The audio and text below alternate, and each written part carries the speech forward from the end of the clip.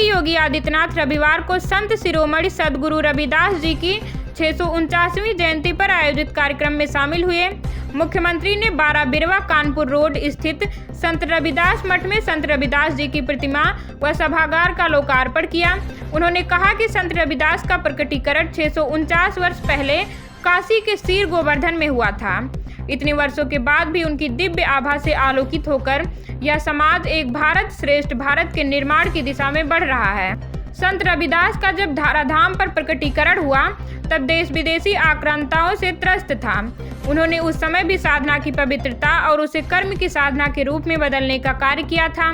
उन्होंने प्रत्येक नागरिक को वैष्णव परंपरा के अनुरूप जिस उपासना के लिए प्रेरित किया वह जीवन में कर्म की प्रधानता, मन की शुद्धता को महत्व देता है और लोक कल्याण के प्रति आग्रही बनाता है।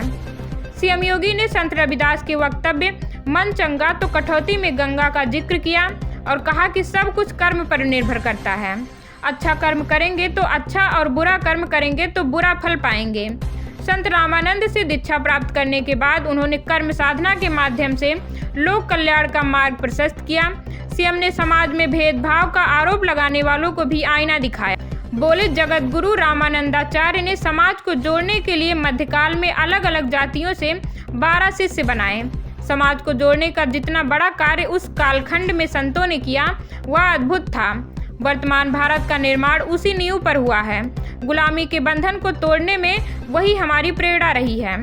सीएम योगी ने कहा कि संत रविदास ने प्रेरणा दी कि ऐसा राज होना चाहिए जहां सभी को अन्न प्राप्त हो, कोई भूखा ना सोए, हर व्यक्ति को सम्मानजनक जीवन जीने का अवसर मिले।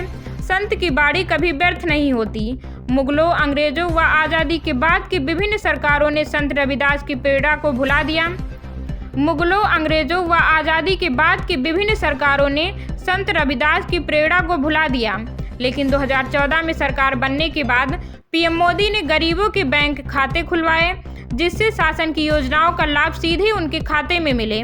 गरीबों को शौचालय, पीएम आवास, रसोई गैस, फ्री बिजली कनेक्शन उपलब्ध कराए। हर जरूरतमंद को राशन व स्वास्थ्य सुविधा का लाभ प्रदान किया गया। सबका साथ सबका विकास के प्रेरणा की तह में सद्गुरु रविदास की ही प्रेरणा है।